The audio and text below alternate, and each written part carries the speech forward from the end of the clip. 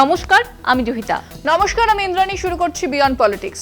মোদিজির দরকার দু রাজ্যের গদি, বিরোধীরা তাই আজ মহিলা বিরোধী। ভোট তো এসেই গেল, আর দুদিন পরেই আমাদের ভোট। হ্যাঁ, অবশেষে শুরু হবে মহাযুদ্ধ। মহাযুদ্ধ বলে মহাযুদ্ধ, কতকে দেখলাম শুধু একটা ভোটেই। হ্যাঁ, 12 বছরে বিজেপি প্রথম ঐতিহাসিক হারের মুখ দেখলো। ঐতিহাসিক হার? কিসে হারলো বিজেপি? সংসদে আসন পুনর্বিন্যাস বিল আর মহিলা সংরক্ষণ বিল পাস করতে পারেনি বিজেপি। 12 বছর এই প্রথম। আসন পুনর্বিন্যাস বিল আটকে দিয়েছে বিরোধীরা। হ্যাঁ, কিন্তু মোদিজি দেশের উদ্দেশ্যে ভাষণ দিলেন, কুমিরের কান্না কাঁদলেন। কি ভাষণ দিলেন? পুরোটাই একটা সাজানো নাটক ছিল। ক্রোনোলজিটা বুঝলেই বুঝতে পারবি। কি রকম নাটক? হঠাৎ করে সব ভোট প্রচার ছেড়ে ঠিক বাংলা তামিলনাড়ুর ভোটের আগে বিল পাস করতে গেল মোদী সরকার। অথচ ওরা জানতো যে এই বিল ওরা পাস করতে পারবে না। তাহলে বিল পাস করতে গেল কেন? বিল পাস করতে গেল যাতে মোদিজি রাত 8:30টার সময় এসে ভাষণ দিতে পারেন। গোটাটাই বিজেপির নির্বাচনী প্রচারের অঙ্গ। কি বললেন ভাষণে? 50 থেকে 60 বারের মতো কংগ্রেসের নাম নিলেন মোদিজি। বিজেপি কতটা মহিলাদের কথা ভাবে আর বিরোধীরা কতটা নারী বিদ্বেষী তা বললেন। আর কংগ্রেসের সঙ্গে ডিএমকে, তৃণমূল আর সমাজবাদী পার্টিকে আক্রমণ করলেন। ডিএমকে আর তৃণমূলের বিরুদ্ধে দু রাজ্যেই লড়ছে বিজেপি। গোটাটাই একটা সাজানো নাটক। একেবারেই তাই। তুই এই খবরটা দেখ, তাহলেই বুঝবি। ভারতের সংসদে একটি গুরুত্বপূর্ণ সাংবিধানিক বিল নিয়ে প্রথমবারের মতো বড় ধাক্কা খেল নরেন্দ্র মোদী সরকার। 17 এপ্রিল লোকসভায় 131তম সংবিধান সংশোধনী বিল 2026 পাশ করতে ব্যর্থ হয় সরকার। এই বিল পাশের জন্য 2/3 সংখ্যাগরিষ্ঠতা দরকার ছিল। উপস্থিত 528 জন সাংসদের মধ্যে 298 জন পক্ষে এবং 230 জন বিপক্ষে ভোট দেন। প্রয়োজন ছিল 352 ভোট। সরকার 54 ভোট কম পায়। এই বিলের মূল উদ্দেশ্য ছিল লোকসভার আসন সংখ্যা 850-এ বাড়ানো এবং তার মাধ্যমে মহিলাদের জন্য 33% সংরক্ষণ কার্যকর করা। এর সঙ্গে ডিলিমিটেশন বিল ও ইউনিয়ন টেরিটরি আইন সংশোধনী বিলও আনা হয়েছিল। 2023 সালে মহিলাদের সংরক্ষণ আইন সর্বসম্মতভাবে পাশ হয়েছিল, কিন্তু সেটি বাস্তবায়নের শর্ত ছিল নতুন জনগণনা এবং ডিলিমিটেশন। বিরোধীরা বলছে সরকার সেই সুযোগে বড় রাজনৈতিক পরিবর্তন আনতে চাইছিল। স্বরাষ্ট্রমন্ত্রী অমিত শাহ বিরোধীদের তীব্র আক্রমণ করেন। তিনি বলেন, বিরোধীরা মহিলাদের সংরক্ষণের বিরোধিতা করছে। তবে বিরোধীরা জানায় তারা সংরক্ষণের বিরুদ্ধে নয়, কিন্তু ডিলিমিটেশন ও আসন বাড়ানোর প্রক্রিয়ার বিরুদ্ধে। কংগ্রেস নেতা কেসি বেণুগোপাল প্রশ্ন তোলেন, কেন সব রাজ্যে সমানভাবে 50% আসন বাড়ানোর কথা বিলের মধ্যে লেখা নেই। সমাজবাদী পার্টির অখিলেশ যাদব বলেন, সরকারের প্রতিশ্রুতিতে বিশ্বাস নেই। বিলটি 2011 সালের জনগণনার ভিত্তিতে আসন পুনর্বিন্যাসের কথা বলেছিল। এতে দক্ষিণ ভারতের রাজ্যগুলির ক্ষতির আশঙ্কা তৈরি হয়, কারণ তারা জনসংখ্যা নিয়ন্ত্রণে সফল হয়েছে। অন্যদিকে উত্তর ভারতের জনসংখ্যা বেশি বেড়েছে, ফলে আসনের ভারসাম্য বদলে যেতে পারত। বিরোধীরা অভিযোগ করে সরকার মহিলাদের সংরক্ষণের আড়ালে রাজনৈতিক লাভের চেষ্টা করছে। লোকসভায় বিলটি পড়ে যাওয়ার পর বিরোধীরা একে বড় জয় বলে দাবি করে। বিরোধী দলনেতা রাহুল গান্ধী বলেন, এটি সংবিধান রক্ষার লড়াইয়ের জয়। তামিলনাড়ুর মুখ্যমন্ত্রী এম.কে. স্ট্যালিন এবং তৃণমূল নেতা অভিষেক বন্দ্যোপাধ্যায় এই ফলাফলকে গণতন্ত্রের জয় বলে উল্লেখ করেন। এরপর নরেন্দ্র মোদী জাতির উদ্দেশ্যে ভাষণ দেন, যেখানে তিনি বিরোধীদের কঠোর সমালোচনা করেন। তিনি বলেন, বিরোধীরা সংসদে ভ্রূণ হত্যা করেছে।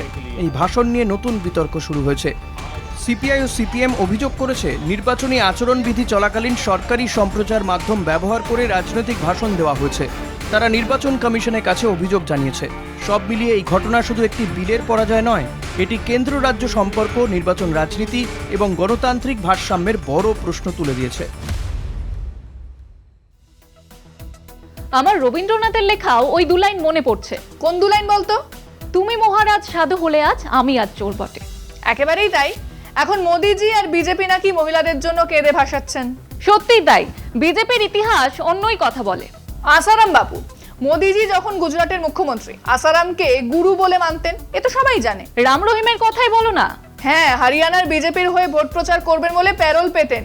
জেল জীবনের একটা বড় সময় প্যারোলেই কাটিয়ে দিলেন। শুধু কি দুটো নাম গো, আরো কত নাম আছে? আরো তো অনেক আছে। কুলদীপ সেঙ্গার থেকে ব্রিজভূষণ সিং। বিজেপি তো এইসব ধর্ষক, যৌন অপরাধীদের সমর্থনে গলা ফাটায়। আজ তারাই বলছে বিরোধীরা নারী বিদ্বেষী। কি অবাক কাণ্ড!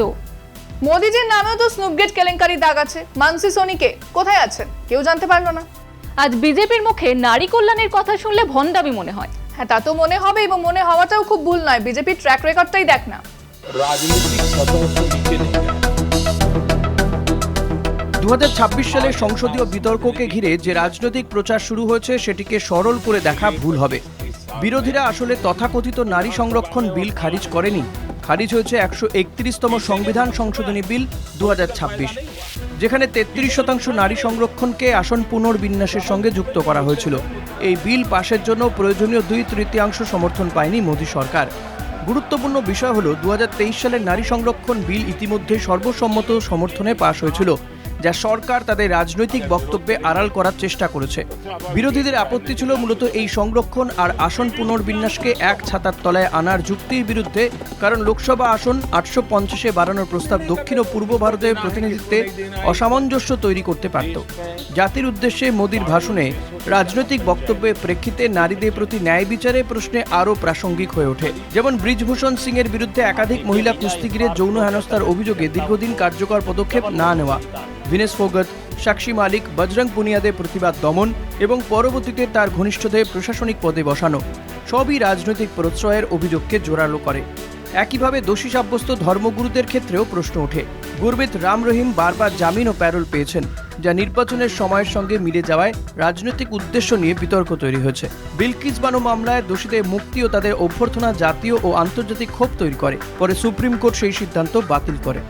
একইভাবে কাঠোয়ার ধর্ষণ ও হত্যাকাণ্ডে অভিযুক্তদের সমর্থনে রাজনৈতিক মিছিল এবং কুলদীপ সিং সেঙ্গারের বিরুদ্ধে মামলায় প্রশাসনিক গাফিলতি, সব ক্ষেত্রে দেখা যায় বিচার প্রক্রিয়া প্রায়শই অপরাধীদের প্রতি নরম ভাব দেখিয়েছে। এই ঘটনাগুলি একসঙ্গে দেখলে স্পষ্ট হয়, নারী নিরাপত্তা ও ন্যায় বিচার কেবল আইন পাশ করলেই নিশ্চিত হয় না, প্রয়োজন রাজনৈতিক সদিচ্ছা, নিরপেক্ষ প্রশাসন এবং জবাবদিহি। শুধু বক্তৃতায় নারীর সম্মান রক্ষা নয়, বাস্তবে সেই প্রতিশ্রুতি রূপায়ণই এখন সবচেয়ে বড় প্রশ্ন। হঠাৎ মোদিজি নারী বিদ্বেষ নিয়ে কথা বললেন কেন? ওই যে বাংলা তামিলনাড়ুতে ভোট। বিজেপির আসল উদ্দেশ্য কি নারী কল্যাণ ছিল? না, আসল উদ্দেশ্য ছিল দুটো। কি কি? মহিলা সংরক্ষণে আড়ালে আসন পুনর্বিন্যাস বিল পাস করা, উত্তর ভারতের আধিপত্য বাড়ানো। দেশকে দুভাগে ভাগ করে দিতে চাইছে বিজেপি। হ্যাঁ, দক্ষিণ ভারতের অংশীদারিত্ব কমাতে চাইছে, কারণ দক্ষিণ ভারতে আঁচড় দিতেও পারছে না বিজেপি। সংসদকে কাজে লাগিয়ে ভোট প্রচার করছেন মোদি। সে কারণেই তো আদর্শ আচরণ বিধি ভঙ্গের অভিযোগ তুলছে বিরোধীরা। ভোটটাকে প্রহসন বানিয়ে দিল বিজেপি। এত দিয়েইছে, আরো অনেক প্রহসন দেখার বাকি আছে। বুঝলাম, চলো শেষ করি। বিয়ন্ড পলিটিক্স আজকের মতো এই পর্যন্ত। দেখতে থাকুন কলকাতা টিভি, রাত দিন 7 দিন।